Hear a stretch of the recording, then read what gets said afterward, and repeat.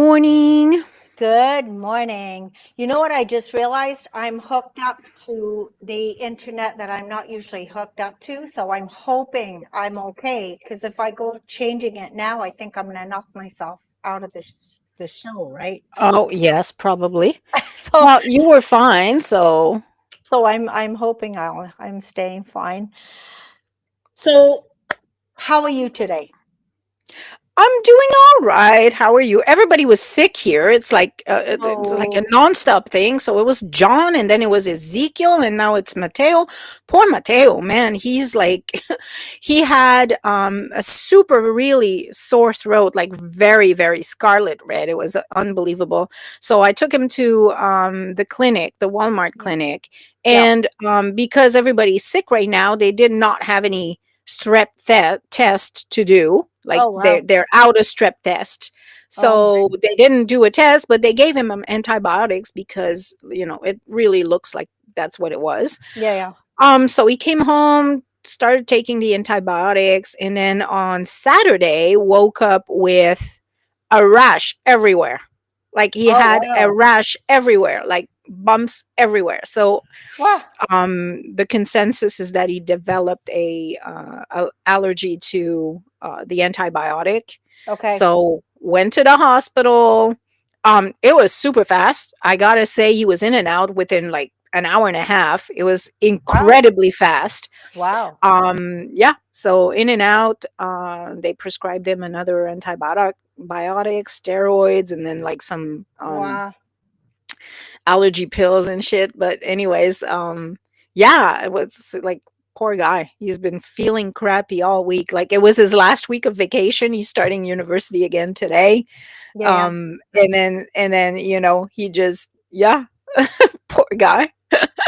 Well, it's Uh, that time, and sounds like there's a lot of it going around right it is. And now. then I'm going on vacation next week, right? So I'm I like, know. stay away from me. I don't want to get sick. I better not get sick. I'm gonna send him the bill if I do. Yes, just so that you all know, this is our last show for 2 weeks because Sika Chick Julia is going to be lounging on a beach somewhere for the the next few days. So Yep. no show Well, next, no show next week or the week after. Our show when we come back will be February the 2nd, I believe. Well, it's a big milestone for us. Like we're celebrating 20 years of I marriage. know. So it's like incredible. I'm like, where does the time go, man? We were Right? just We talking were saying that yesterday. about It's just like, where that does the time go, and why does it tumble so fast? Um, you know, as we after a go. certain age, like I know. after a certain age, it's just I like know. it's like you blink and it's December. Like we're in Yeah. January and then you blink and it's December. Like how does that happen? That's because people on Facebook are already putting so many days till Christmas Day. So they're speeding it up. That's uh, what's happening. that No, would be it's you weird. and Gabe, no doubt. Well, no, I've been seeing it from other people, but I'll start sharing it soon. No, Mm, my big thing is whenever, like right now, I'm getting the calendar ready for the wedding season, which that mhm. the DJ, of course, and we start slowly January, February, March, April, then May, and then it ramps up, and then all of a sudden it's October, November, wedding season's done, and we're into the Christmas parties. That's where I really see it speeding. Yeah. It really, Yeah, I think that having something that you're working on every month like we do, like, yeah, as soon as we're done an issue, we're going on yeah. to another. I think that doesn't help. No, because well, because we're working ahead of ourselves, so almost like a Mhm. retail store. You go out right now, Christmas is over, we got Easter, we got Valentine's, everything's out. Like, I mean, there so was Valentine's during Christmas time. Like, I'm like, let me finish one hmm holiday before you start on to the next one. Like, it's insane. It's just hyper consumerism. It's like, yeah. ugh. And Anyways, maybe that's why time flies so fast because we're always ahead of ourselves. I don't mm, know, does anybody else out there think that or yep. Let anybody us know in the saying what? messages what Yeah. why do you think this is happening? All right. Well, Now, I know we've got a very interesting guest today, so I'm thinking it may take the whole show to chat with him. Do you want mhm. me to do a few events now, or do we do that after? You can do them now if you want. Yeah, there's a few things going on this week. So Friday, January the 16th, we've got a spaghetti dinner fundraiser at CCS cafeteria. $10 per adult, five per child, from 4:30 to 8, and all funds go towards Raider Ruckers 2026. So try and support that because it is for the students. Friday, January 16th, and Saturday, January 17th, this Friday and Saturday, Chartwell McConnell and Chartwell Chateau Cornwall have open houses. Those are on from 10 to 4, and come and discover what Chartwell has to offer at both residences. And it's a tropical theme. So I know when they have a theme, it's really exciting because they really go on all out. I will be there. I will be taking photos. So we'll see what goes on there. And then on, let me see what else we got. Whispers on the Wind, beginner-friendly stained glass suncatcher workshop, hosted by the Priest Mill Arts Center, 16 Mill Square, Alexandria. That is happening this week. Saturday, January the 17th, a Grand Prix hosted by Apex Darts Corporation at Mo Events in Cornwall. We've got Saturday also Scream's 30th anniversary screening hosted by the Port Theatre and Buzz Records and Cool Things. Hotel California Live is on at the Allsville Theatre on Saturday, January 17th. And what else do we have? We have, and you're going to miss this, you're not going to like it. Tuesday, January 20th, the annual Alzheimer's Society Soups on fundraiser. Yeah, there's quite a few things that I'm going to be missing that I'm upset. There's the Altsville Film Fest happening I know, while I'm gone as well. So yeah, I'm very, very sad. but you always seem to go when there's a whole bunch, but that there's always a whole bunch of stuff going on. So really, it I doesn't can't help matter. it. My anniversary is that week. Like, what am I going to do? I can't move that, Yeah, true. You can't you move know. that. But anyway, folks, if you want to go and attend the Alzheimer's Soups on fundraiser, it's happening at the Army Navy Tuesday, January 20th from 11:30 to 2. You can have a cup, bowl, or sample of 12 delicious soups. So Oh, it's, it's a fantastic event. I've been there before and it's like it's really, really nice. yeah, I may end up having to go to it this time. Yeah. Check it out. Mm-hmm. And then there's and I didn't write it down, so I don't have all the details, but 26 Main Street, I think it's this Friday coming. We've got a market for the Sunshine and Social Club at 26 Main Street. So that'll be fun too. I think it's on the 16th. But again, check out our online calendar, check out our Facebook group. There's a lot of activities happening. Absolutely. All Oh, right, yeah. let's move on to our guest because it's already like almost 10 past 10. Oh, yes. So some of you might remember my interview with Bob Hardy from June 2021. Here's the cover. There's Bob and his Mm-hmm. wife, Vicky. So Bob and I first connected over at one of the Cornwall Chamber of Commerce pub nights. We're both from England, so we kind of share a lot of British comedy and a lot of stuff from England. We can have a conversation by ourselves that nobody understands. But he's a very interesting character. And every now and then, like I tell you, everything happens for a reason. People pop in and out of your life for reasons. And this past October, he called me and updated me on all kinds of stuff that he's been going through lately. And on top of everything else, we'll have him talk about his health issues, but he's developed Parkinson's. Mm-hmm.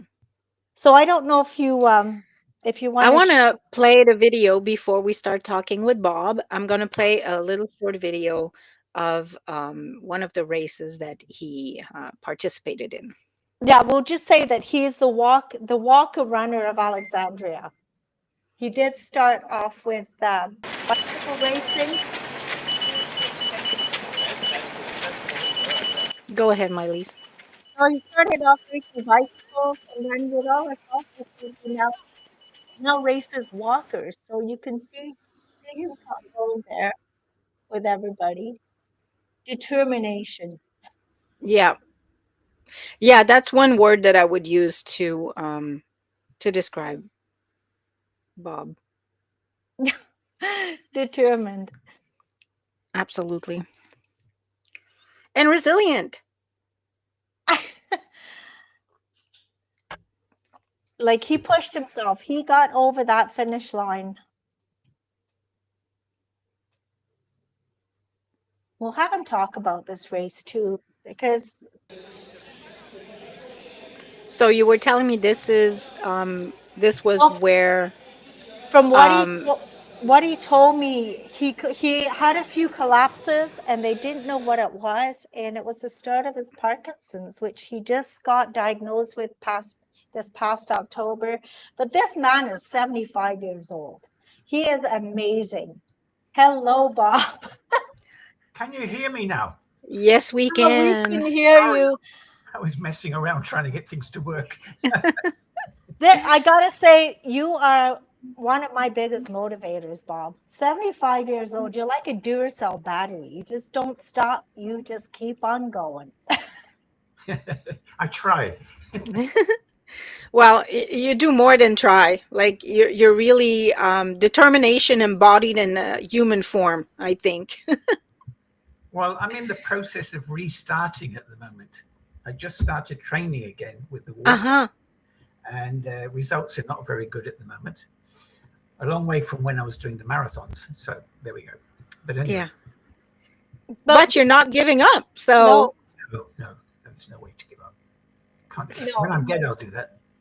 Jesus. So Bob, tell us a little bit about yourself, because you're Well, living with a lot of health issues and you are not letting them get you down. Well, the beginning was September the 19th, 1950. I was born in Nottingham, Calverton, actually. My father was a coal miner, and he was trapped in the mine for 16 hours when I was born, and it affected the first few years of my life. And also, he was at the Coventry bombing in 1940 because he was a steam engine driver, and very dangerous job. But he was there picking up the bodies and putting them in boxes and things like this. So it affected him. They call it PTSD, I think, today. And for the early part of my life, we moved a lot. We're like every 2 or 3 months we were moving house, and he could never settle. And it was my own daughter, Shannon, that told me about the PTSD thing, which I didn't know anything about at the time. Anyway, I went through life quite okay. I was bullied when I was very young. I got to high school, which was the favorite years of my life, and it was because it was an all-boys school that worked fine for me. I felt comfortable with that, and that's where I learned my clarinet, and that's also where I became sport and very confident. I became captain of the cross-country running team. I was playing in the rugby team, swimming, some soccer, but not very good at soccer, and that was it. That's where I started from. And then I formed a little band while I was at school called Sobrani Sound, and I left that in 2018 and went to London to make fame and fortune playing a rock and roll saxophone. So I started touring in 2018, and I did 5 European tours with 3 bands, I think it was. Yeah, 3 bands. And sometimes I got paid as well, which helped. But it's not a very easy life anyway. And then it was 1994 when I left rock and started playing in big bands. I was playing in Mecca Ballroom bands, they're like 14-piece bands. And then in 1977, I joined the cruise ships and was playing sax, clarinet, and flute. I also did the limbo, and I was very good at that. The limbo? The limbo, yeah, I did a 10-inch limbo at that time. I was so in shape at that time. And yeah, that was an interesting time in my life. That's where I met my wife, actually, on the Caribbean cruise. And we decided to come and live in Canada because she was homesick. We were married in England and stayed there for about a year. And there we went to Canada. And when I came to Canada, I studied orchestration, and I wrote arrangements of Tchaikovsky's 1812, Grieg's Morning Suite. I did my own Fifth Day Suite, and I also studied jiu-jitsu and became a black belt eventually. And so along the way, I did recorded the Fifth Day Suite with the Czech Philharmonic, and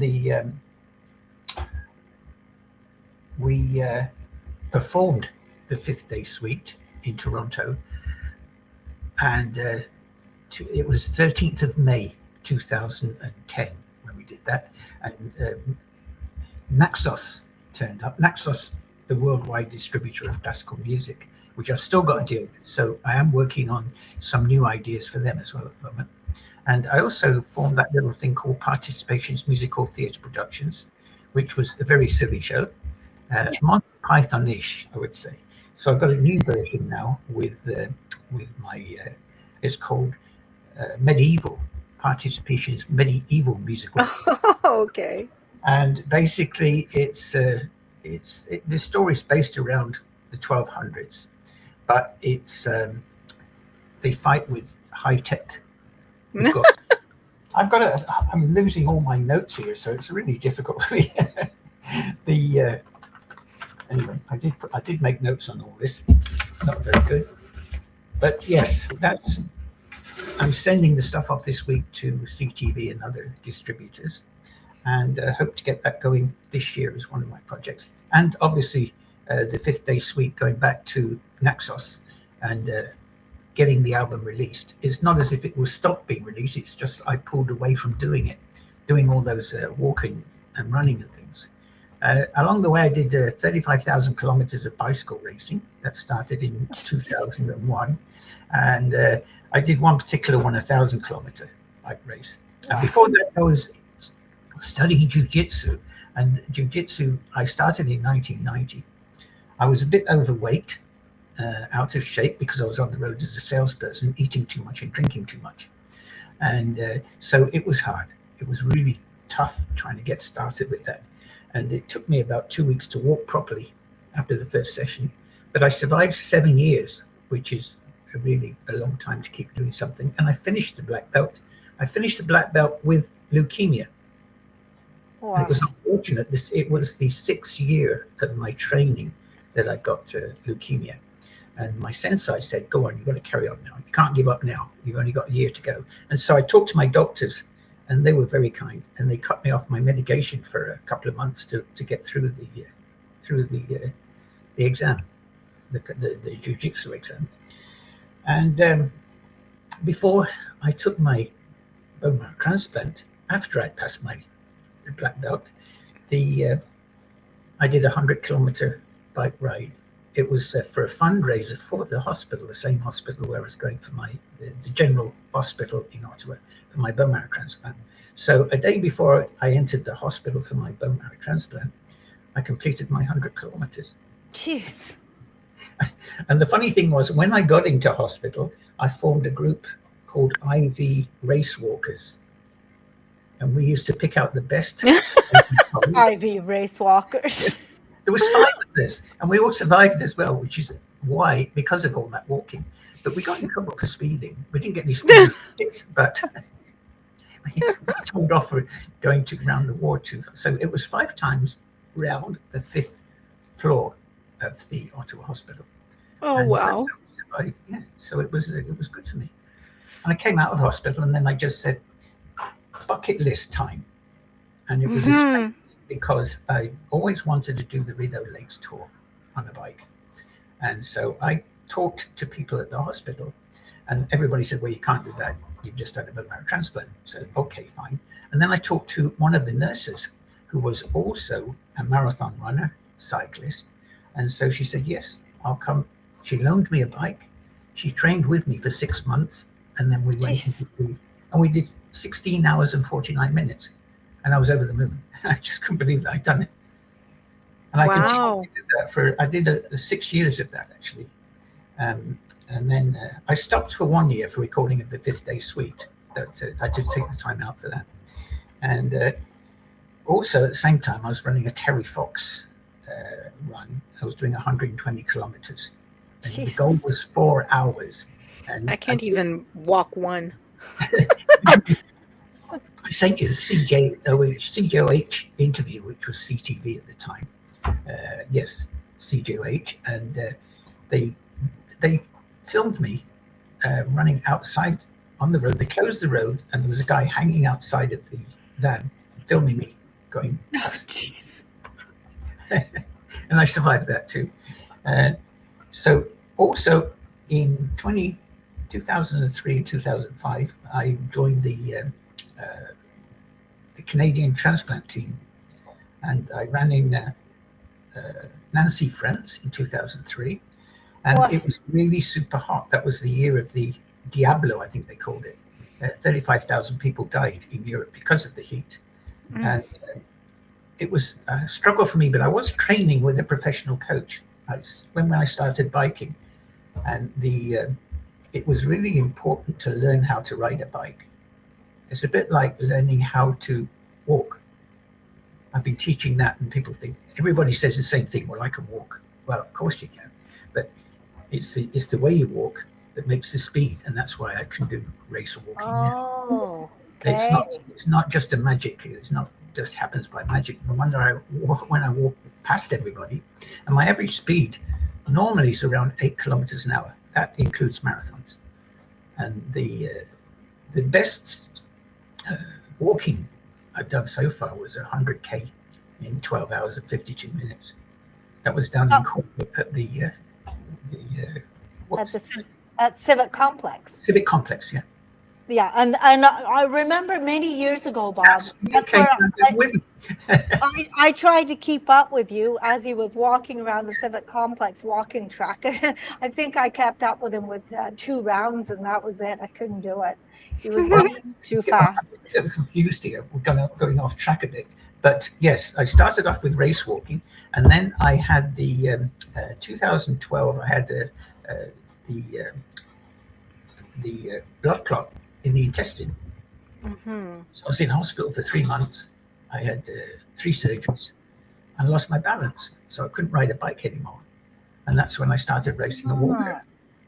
So I contacted. I bought a Hugo walker. Contacted them and I asked, "Will you sponsor me?" And they said, "Sure, yeah." So I started off with a 20-kilometer for Terry Fox walking, and I used the same technique for race walking as I do for riding a bike, and it's basically the shuffling backwards and forwards. Forget the up and down actions, and it's the leg forward, heel down, pull, pull, pull, pull, and of course you're gaining speed that way. And the same thing as biking. Biking, when you're doing a marathon, I always think of the first 8 kilometers as the warm up, getting your body into motion. When you're old, just start out, crashing through. And in the last, from the 30 kilometers onwards, that's when I would take my special solution, which was sugar and big sugar shock and caffeine shock, and that was a little Coca-Cola flat, no fizz. And I take a small portion of that for the last 10 or 12 kilometers, and it worked. A little bit of salt in water as well. So getting back to that 2003, the Canadian transplant, world transplant, I should say. That's what I did on that to survive, because the temperature was up near 50 degrees when we were racing. Wow. We had one guy die, not one of the not one of the bicycle races, but he was a what's it? Not tennis, the one with the racket. Badminton. Yeah, he died on course. Wow. And so we made a big card to him saying he died the way he wanted. Playing badminton. Wow. Yeah, anyway, that was good. In 2005, I did another transplant games This was in London, Ontario. And on that, I did really well. I got a 4th place in the world on the Wow. trial and 6 in the race. And the reason I got 6 in the race because I didn't hear the guy didn't shoot the gun on the last lap, which he should have done. And we didn't hear that. And so all on the inside, we all came losing some time there. And it was fine. It was fun. And those, got over those things.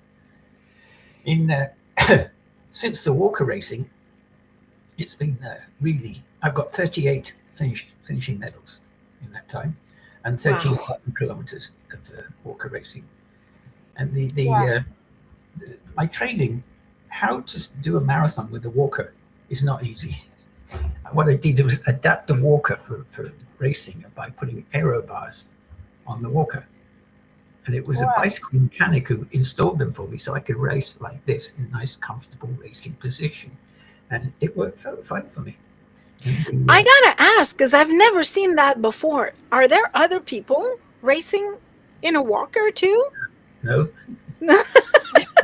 I'm the only one. Like, I'm like, is that a thing? I don't think it's a thing. I met up with people who were using wheelchairs. Okay. Oh. Now the wheelchair is faster than the walker, believe it or not, because you're not having to propel yourself so much. But it was interesting meeting with those people. And along the way, I got very famous at the Ottawa race weekend because my picture was everywhere around there. And it's still there today. Yeah, at the hospital. It's a huge poster. It's probably about 12, 14 feet high. Oh, wow. In the Civic complex. Then there's the one in the Riverside complex. There's the whole front window there. So Bob's famous in Yeah. Ottawa. I go there. Sorry. So I was just going to say, like, you've had many, many health issues and you're still going. So what kind of health issues have you conquered and come across and just keep going? Well, leukemia was the first one. And Okay. I think that was some of the toughest. And some of the pain, and we talk about pain control in jiu-jitsu, there is a specialty part of jiu-jitsu where they talk about pain control, and we actually practiced it.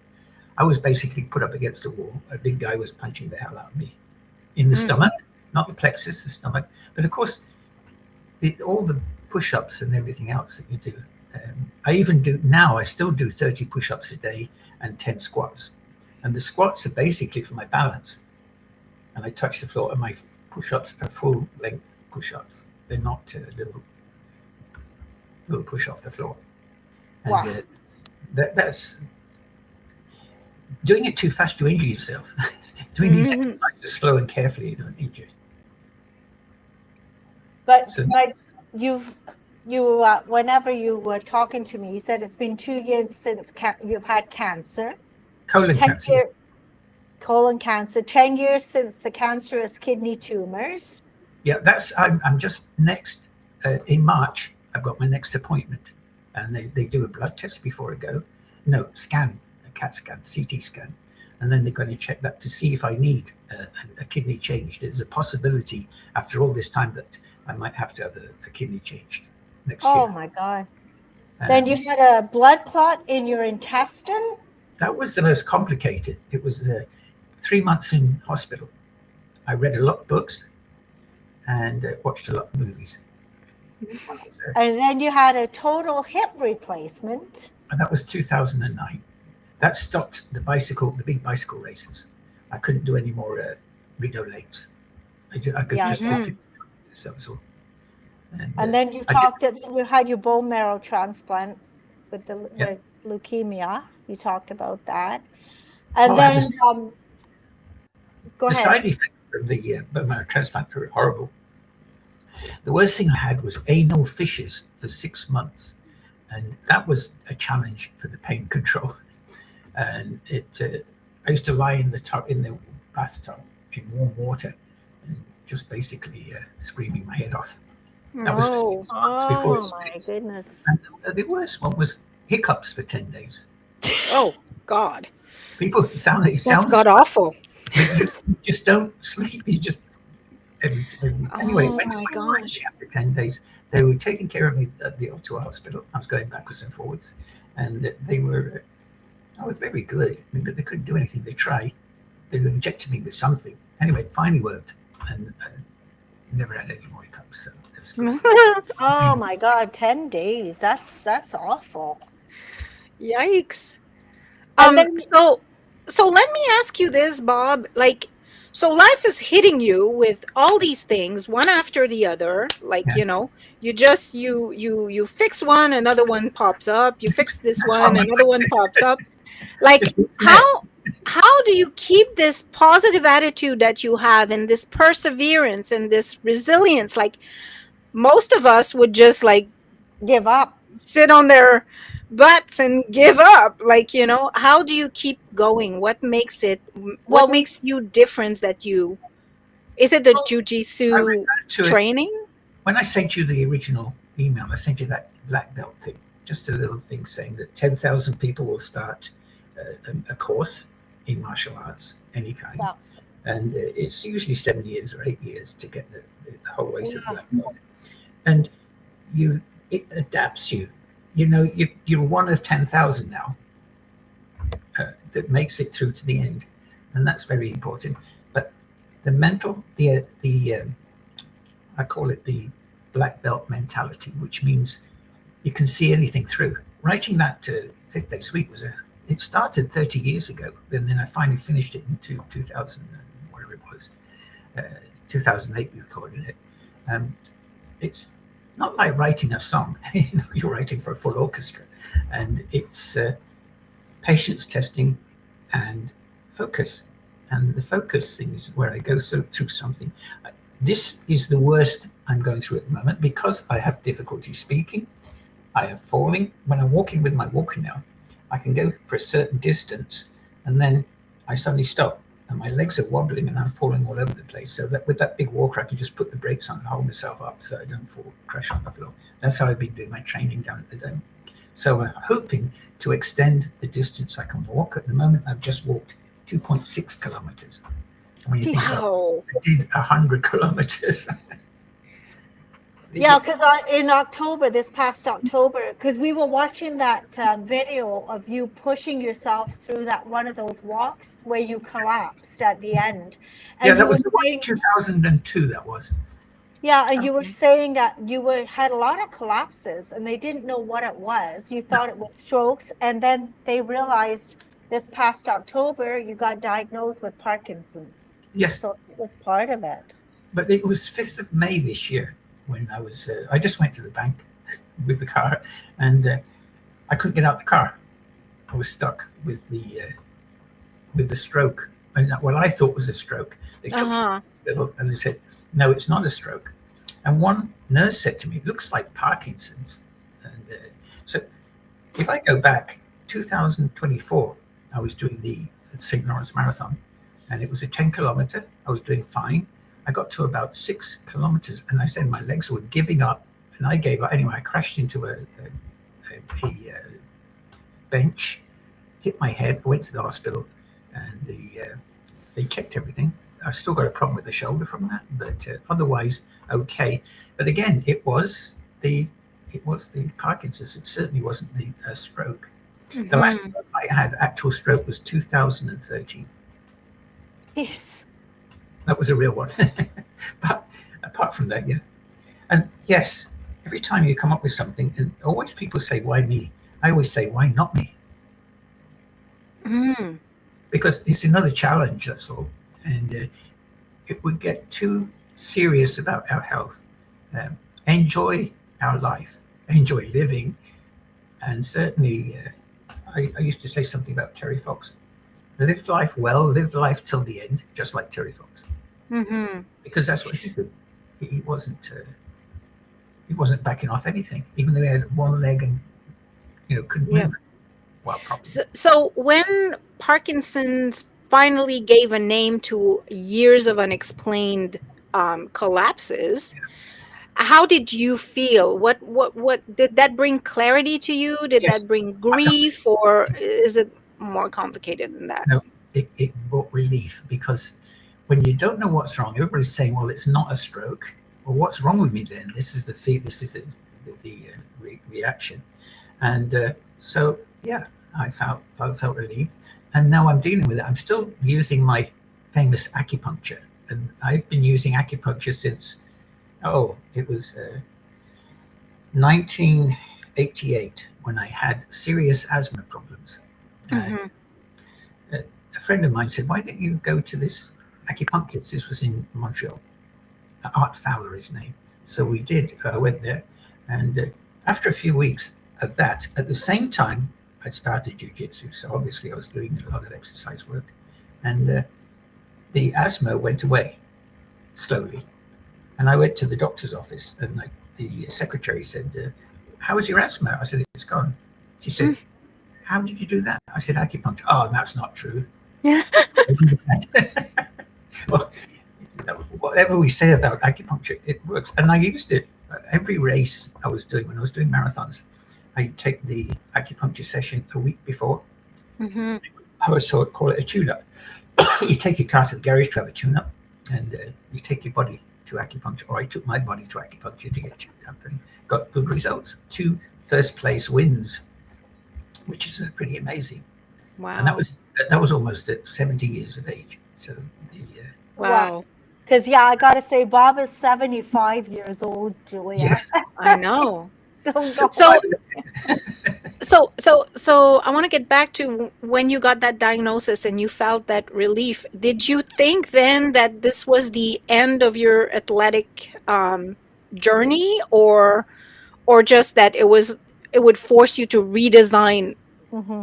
no, how it is? it was the redesign because I knew the effects of it, and Mhm. they told me what that was all about. But I don't know whether I can get over this or whether it's going to kill me. I'm not sure about that. That's one thing. But I do know that if I help myself by uh, doing more walking, focusing on life, focusing on doing things and getting things done, then I'm going to live a lot longer anyway. And at 75, how long have you got to live? I've been through so many things that should have. 25 years? Yeah. Oh, at 75, I I've been through so many things that could have killed me. But the leukemia, I had a 40% chance of survival on that Wow. because Well, I had chickenpox before, and that affected the results of the. When I was a kid, there was chickenpox. Mhm. yeah, Wow. like you say, you've been through so You've many things. survived. Yeah, you've survived things over and over and over and over. What I And used to, go ahead.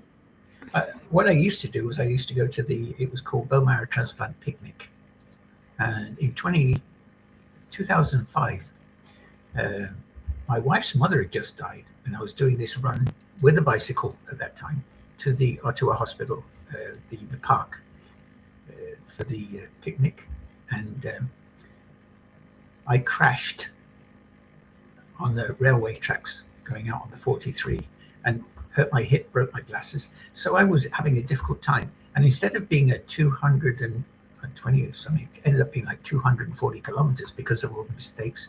And I was checked up and I was okay. And my hip was okay too.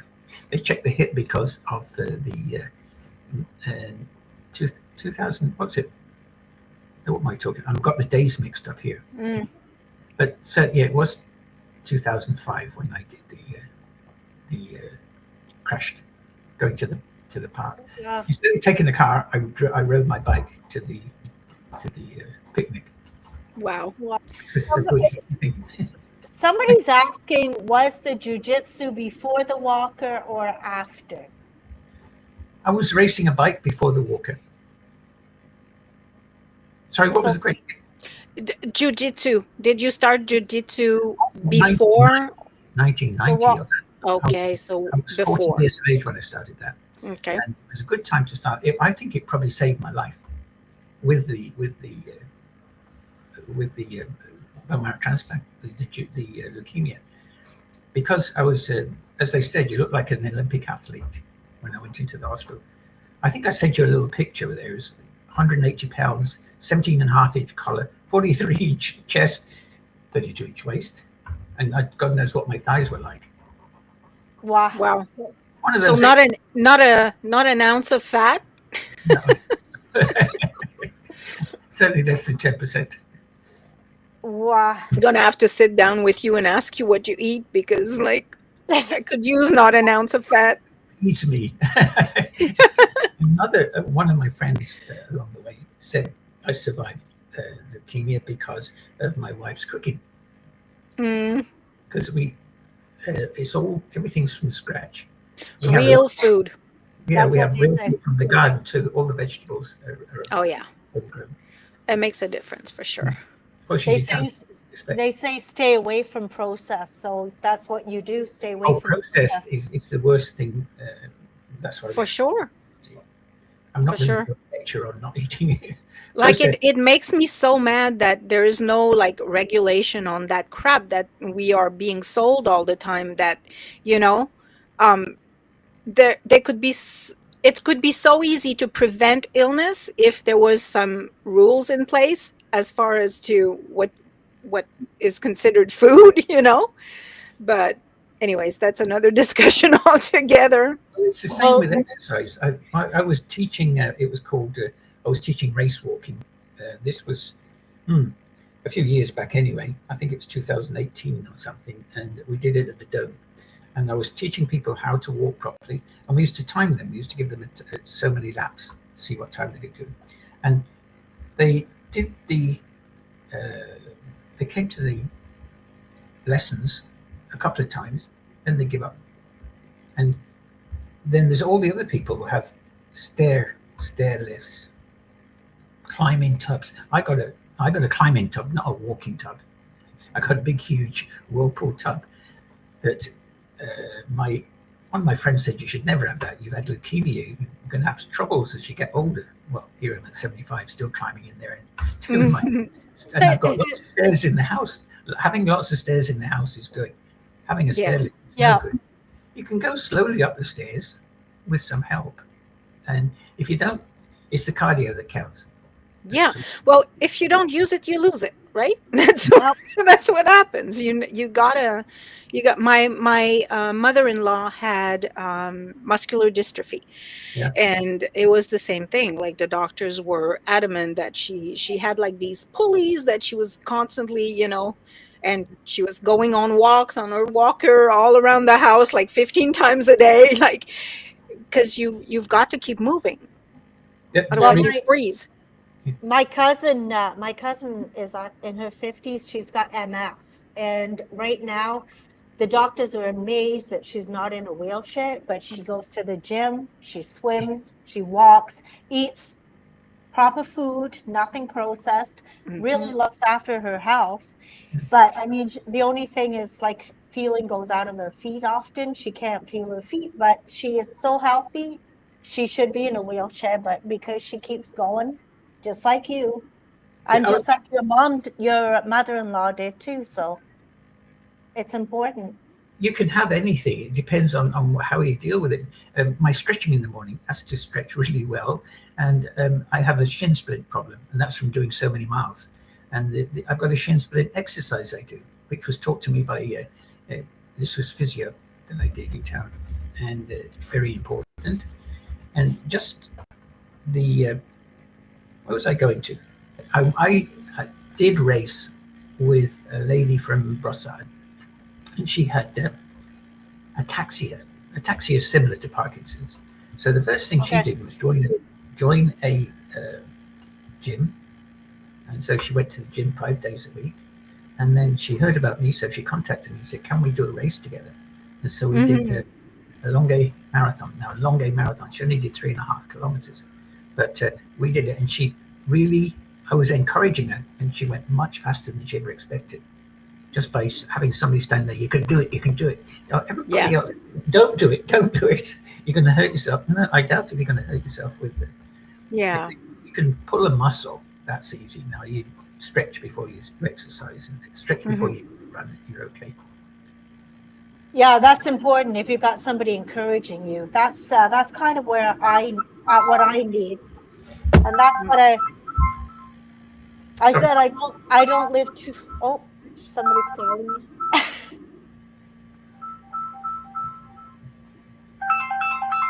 I just can I leave that? Shut Oh my up. God. It's always a,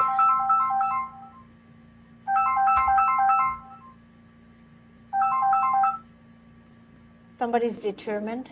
Oh, they get That's up. right. It's good now. I had to do that differently. That's kind of what I need is I need somebody to encourage me and push Yeah. me. So he said one of these days, if because I don't live far from Alexandria, oh, somebody really wants to.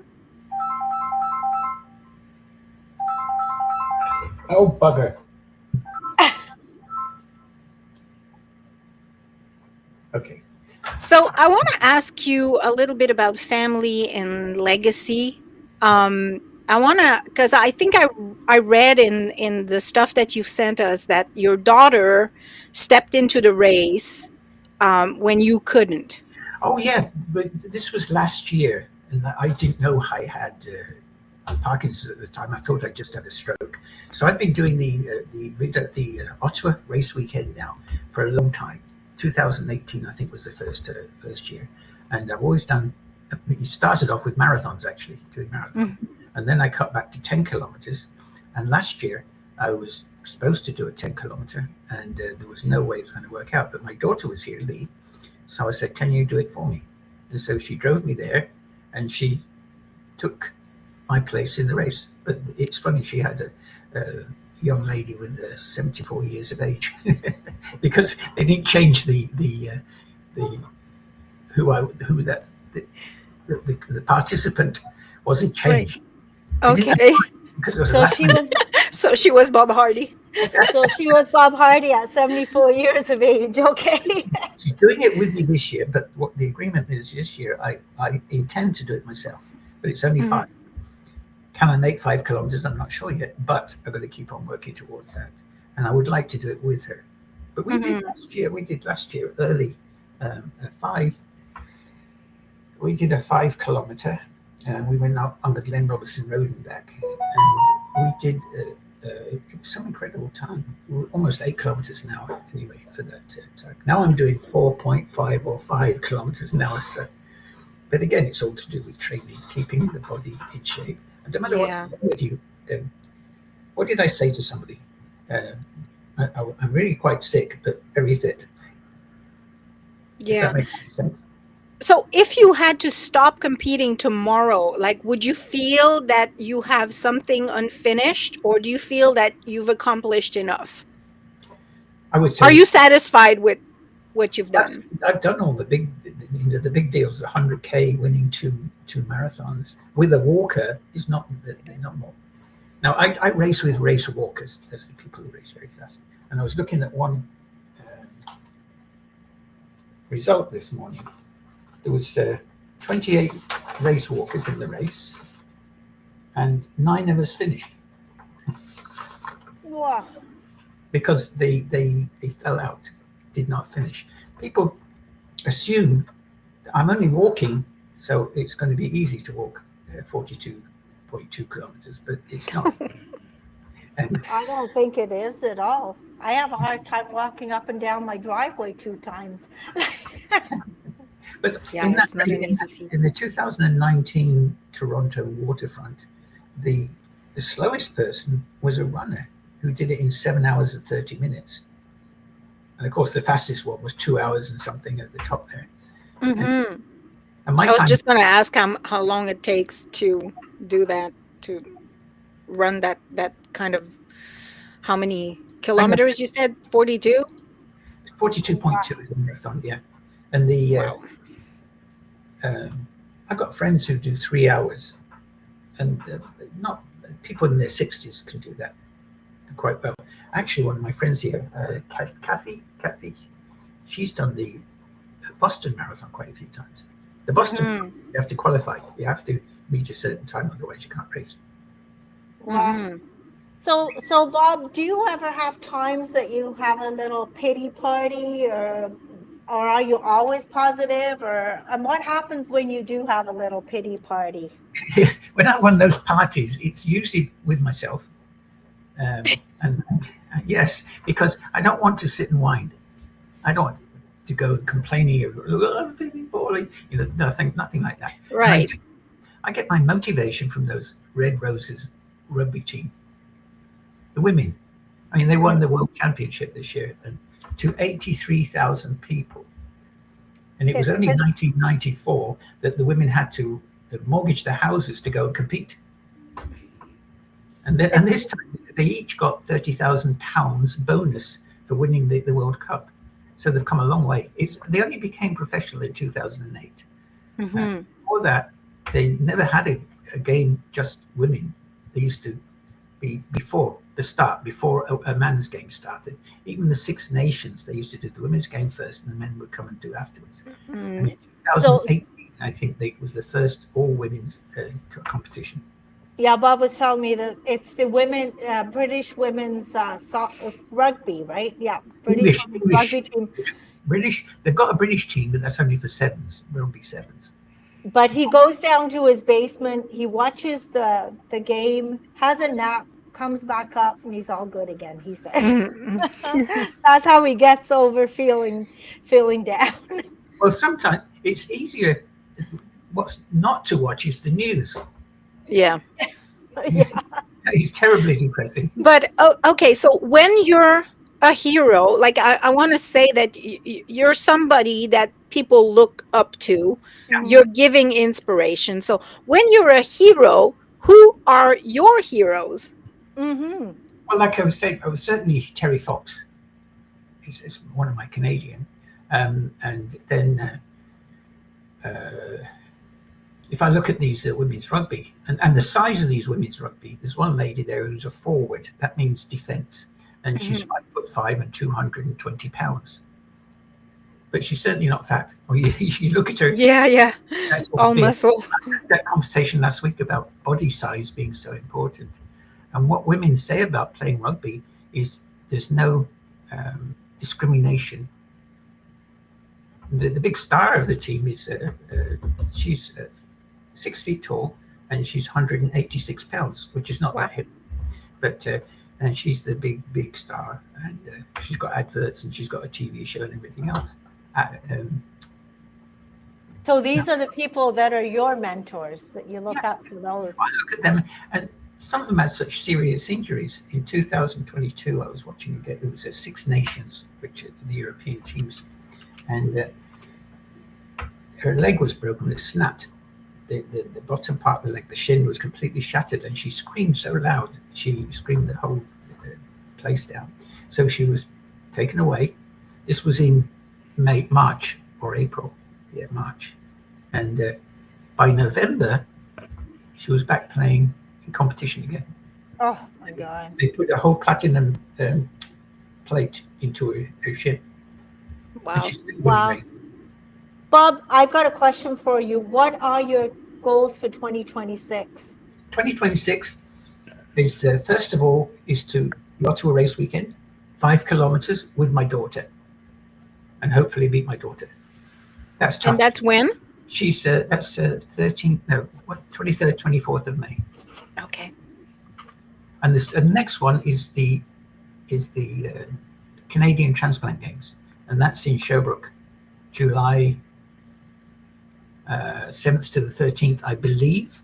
You can always check that on the website. And my goal there is it's a 35-minute 5 kilometer, and I think I can do that. I've got to get over these EBGBs at the moment. Having had the tooth problem, that slowed me down. I had some virus things that slowed me down, but I've just got to get over this and get on with life. At the moment, get over it and get on with it. Yeah. What does training look like to you right now? Training is, I have a choice of a couple of routes. I like to go out on the Glen Robinson Road. And it's 2.5 kilometers from I turn around and come back. It's 5 kilometers. And I like that route, although that's got a very steep climb just going out of town. And as I say, the training I did for the marathons was a 25 kilometer trip down to Glen Robinson and back, but with 36 meters of climbing, which is 120 something feet. And that's like climbing up a 10-story building. Wow. Nobody notices it when they're in the car. They're leaving Alexandria, and yet the gear changes because you're going up the slope there. But the slopes all the way.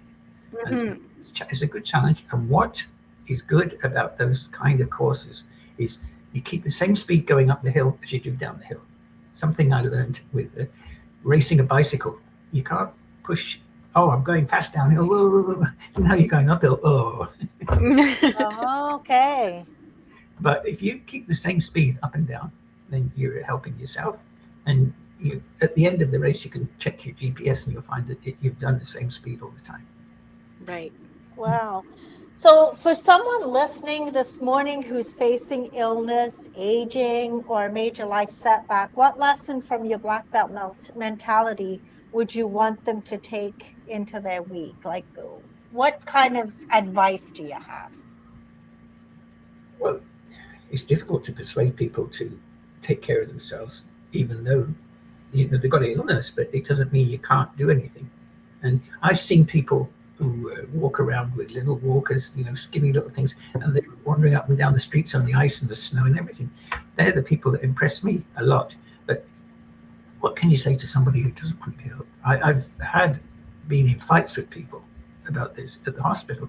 I was invited in because this lady, the guy was having a transplant, his wife was crying and upset and everything. She came to me because they'd heard that I'd done all these things. And I said, well, you've got to get up and go now. Enjoy life. Life's for living. And trying to motivate him. And he said, I don't want to hear that. I don't, get out of me and don't talk to me anymore. And he blamed his wife. He blamed his wife. That's another story completely, is when I was in London, Ontario. I was with the Canadian team. And this one lady said her husband left. She had a kidney because he couldn't have sex with her. Truthfully, yeah. And she was a gorgeous woman, but he just, I can't take any responsibility for this. And there's also a lady I work with, Diane, can't remember her second name, Diane, and her husband walked off too. The minute she was on all the chemo and everything, of course she was skinny and throwing up, and all he wanted was sex, and he said, I'm not staying around. So people just give up. People give up on anybody who's ill. What was it? When you get married, for sickness and in health. Sickness, Yep. sickness Yep. and in health. Oh, Yeah. Vicky was amazing. She was really good. She was very strong. Mm-hmm. We didn't have a lot of weepy times. We were very solid, and we made fun as well. I mean, I remember somebody calling to my house when I was home from the hospital, and he asked if he could speak to Bob, and she said, well, I'll dig him up for you. So really, you deal with things with a lot of humor, obviously. Yeah, British humor. And we used to watch the Monty Python, Meaning of Life. And I was interviewed on one day and said, how did you get through all that? So I used to watch this show called Meaning of Life by Monty Python. And everybody should see it if they want to live. It discusses death, life, birth, and every sperm is sacred. Boy. It's being bizarre that works for me. Being bizarre. I don't know what to say to anybody. Well, I guess having the right partner in crime is also yes, very important. Support. Not going to people. It's not. When I started, I decided I wanted to do that bicycle race. So I asked someone who had done it and was experienced in marathons, because you just can't get on a bike and race it if you've never done it before. Mm-hmm. And when I approached this nurse at the hospital, she was working in BMT. She was one of my nurses. And she got me a bike from home, which was a proper racing bike, and a road bike. And we did it together. I must say I was drafting her most of the time on the first year. We don't have much time, but you had mentioned at one point you had a floppy foot. What was that? Yes, a floppy foot. That was. I sent you a video of that too. What happened? I had a sciatica in March of 2021, and I was just helpless trying to get around with everything. And I went and did all my acupuncture and physiotherapy, but by May or June. I was doing a 10 kilometers and I couldn't feel my left foot at all. So when I Mm. was, you'd hear big foot on the. We did a video, and I'm walking along the side and saying, "That's my flappy foot." See, It again, was. I something. got the feeling. I got the feeling back in the foot by the end of the year, and I did a good job in Wow. to, But again, like something happens, you just kind of make it into a fun thing and move on. You don't dwell on it and feel bad for yourself. uh, and I try to encourage other people. I had a lady come to me at the dome and say her husband has got something similar, not quite Parkinson's, but he refuses to go out the house. So he just lies down, and that's cardio is going to hell. He's going to hell because he's not doing anything. Mm-hmm. He's not helping himself. Nope. Well, thank you so much for this interesting It was real conversation. things up. I got notes everywhere and I didn't follow any of them. And expect more speaking engagement requests, because we just saw this from uh, Brenda, who said you would be awesome to have this guest as a speaker too. So maybe she'll reach out to you. Maybe I'll take my notes with me as well. All right, Bob, thank you so much for being with us today. We wish you a really good day. Okay, And thank you. and you've definitely motivated me, and I'm sure Julia as Absolutely. well. I'll be at the dome this afternoon around 2 o'clock. You're Want to going to come be join? doing. I'll see if, yeah, in a few hours. Let me see what I can do. Okay. All Take a right. walk before I go. That's all. All right, thanks. Bye bye. Bye. Thanks, Bob. Have a good day. Well, I told you he'd be an interesting guest. Yeah, absolutely. Brenda says to give her his contact, by the way. So I mean, when you listen, had no idea. I mean, we've never talked about all the stuff he's done. Boy, he's done a lot in his He 75 has, and it's years. very commendable that, one diagnosis after another, he just keeps on going. Like when I see, like, there's so many people that are out there whining about Yep, every little ailment that's yep. happening to them, and they're like, oh, I can't do this, and I'm so that, and I'm like, you keep seeing these things, and this is such a breath of fresh air. He just like rolls with the punches, like they say. Yep. Like it's just, yep. Well, Anyways, like a true British person, they say upwards and onwards. Keep. there you go. Anyways, thank you so much for being with us today, guys. I hope you have a fantastic day. Super duper week. And remember, we will be back on February the 2nd. I believe it's February the 2nd, after Julia comes back all tanned from Maybe living I'll send a on the few beach. pictures of my toes in the sand. Yeah, of course. All right, And guys. I'm just checking on the date. It is the 2nd of February. We'll be back for sure. Perfect. Have a All great day. right. Take care. Bye for now. Bye.